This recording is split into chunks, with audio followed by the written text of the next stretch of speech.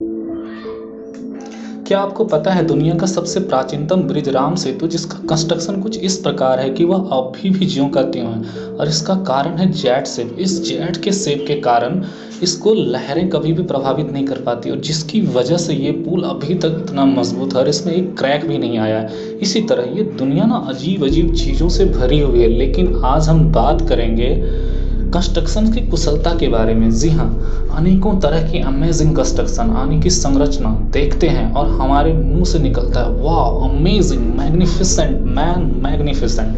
But क्या हमने कभी इन सब चीज़ों के बारे में सोचा है कि कैसे यार ये कैसे पॉसिबल हुआ कि इतने गहरे पानी में इतने इतने मोटे पिलर के साथ इतनी बड़ी ब्रिज मीन्स अमेजिंग नहीं है कि इतने गहरे पानी में कैसे संभव हो सकता है यार। इतनी बड़ी बड़ी गाड़ियाँ चलती है, कंटिन्यू चलती रहती हैं, बट इतनी गहरे पानी में ये कंस्ट्रक्शंस की कैसी कुशलता है कि ये सब पॉसिबल हो पाए। लेकिन हमें तो ये बड़ा नॉर्मल लगता है ना, बट इसका कंस्ट्रक्शंस कमाल का होता है और इसके पीछे की माइंड गजब होती है। अब आप ये देखिए जी, ये वही राम सेतु है जो आज से लाखों वर्ष पहले बनाई गई थी। और कब बनाई गई थी इसका अभी तक कोई कंफर्म इंफॉर्मेशन किसी भी साइंटिस्ट के पास नहीं है, बट केवल एजम्पशन होते रहता है कि भाई 7,000 वर्ष पुराना, कोई 7 लाख वर्ष पुराना। बट एग्जैक्ट क्या है, अगर स्पिरिचुअलिटी के दृष्टिकोण से देखें तो एग्जैक्ट टाइम तो मिलता है, बट साइंस अभी तक इसके पीछे रिसर्च ही कर रही है। और अब तो यार कमाल की बात तो ये है कि इसे यूएसए के आर्कोलॉजिस्ट ने भी इसकी पुष्टि कर दी और पुष्टि करने के बाद भारत में तो पहले की तरह हलचल मच गया। लेकिन फिर से बात वही आती है कि इसका कंस्ट्रक्शन इतना कमाल है दोस्तों कि अमेरिकन आर्कियोलॉजिस्ट भी हैरान हैं। अब देखिए ना, 30 माइल का यह ब्रिज पत्थर, कील और चूना से बनाया गया है और वो कहते हैं कि वो इस प्रकार की पत्थर है जो कहीं दूसरी जगह से लाया गया था, यानी कि जहाँ ये पुल का निर्माण हुआ वहाँ इस तरह की कोई पत्थर शायद नहीं थी। मतलब कन्फ्यूज़न, अभी तक कन्फ्यूज़न है। लेकिन इसके पीछे ना एक बड़ी ही अद्भुत स्पिरिचुअल स्टोरी है जो मैं बताना चाहता हूँ आपको, जो रामचरितमानस में भी, और ये रामचरितमानस में बताई गई है। और ये महर्षि कंबन की रामायण, महर्षि कंबन यानी कि तमिल रामायण में काफ़ी अच्छी वार्ता है राम जी और नल नील के बारे में। यानी कि हम यूँ कहें कि कंस्ट्रक्शन इंजीनियर के जनक नल नील के साथ राम जी की बहुत अच्छी वार्ता है। और उस वार्ता में वो स्पष्ट पूछते हैं कि इस समंदर पे पुल कैसे बनाया जाए। तो वो कहते हैं कि पुल तो हम बना देंगे, लेकिन हमें कुछ ऐसे चीज़ों की आवश्यकता है जो यहाँ पर अवेलेबल नहीं है। तो वो कहते हैं ऐसी क्या चीज़ चाहिए।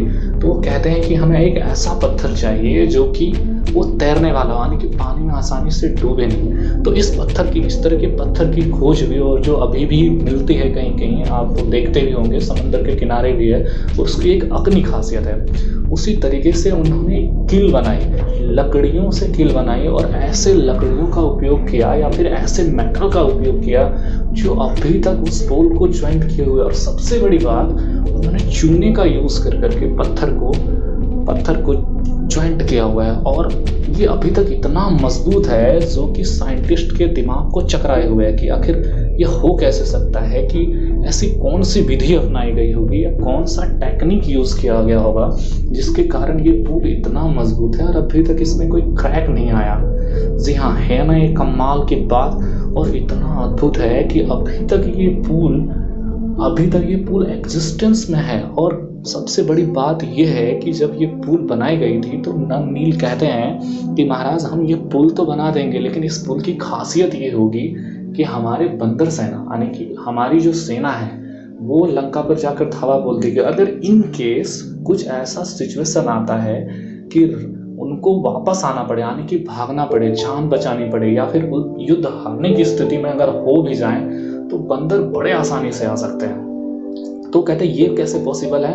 बोलते हैं पुल इसी तकनीक से बनाई गई है कि वो बंदरों का भार तो सह सकता है, क्योंकि उस टाइम जो त्रेता युग की बात है, उस टाइम बंदरों की हाइट आजकल के हिसाब से तो ज़्यादा थी, आजकल के हिसाब से उनके वजन तो ज़्यादा होंगे ही होंगे, लेकिन उस टाइम में जो राक्षसों के, यानी कि राक्षसों का जो आकार था वो बड़ा ही विकराल था, यानी कि बहुत ही बड़ा, बहुत ही भारी वजन जो पुल आराम से सह नहीं सकता, जो पुल आराम से बेयर नहीं कर सकता था। उन्होंने इसी तरह का कंस्ट्रक्शन तैयार किया था और उसका उन्होंने इतना सटीक, देखिए कितनी दिमाग की बात है, कितना गजब का माइंड था उनका।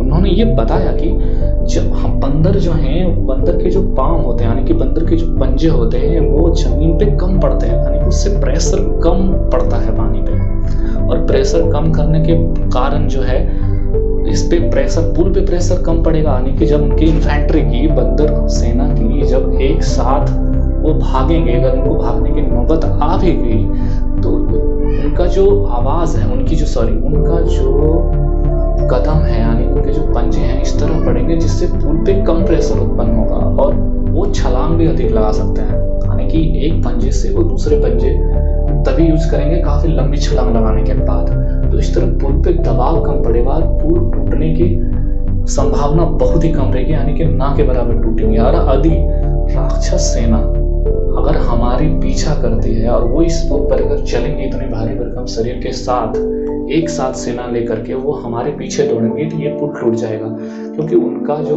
दबाव है, उनका जो वजन है, यानी कि उनके दबाव पुल पर पड़ेंगे वो काफ़ी ज़्यादा पड़ेंगे, तो इस कारण से ये पुल टूट जाएगा। तो इस तरह का कुछ दिमाग था। और दूसरा, उन्होंने एक बड़ा ही कमाल की तरकीब बनाई। राम जी ने उनसे पूछा कि भाई आप इस तरह की पुल क्यों बना रहे हो, ये सीधा क्यों है इस तरीके का? तो वो कहते हैं सीधा क्यों नहीं है, यानी कि आप इस तरह का शेप क्यों, जिगजैग शेप क्यों बना रहे हो, जेट शेप का क्यों बना रहे हो आप?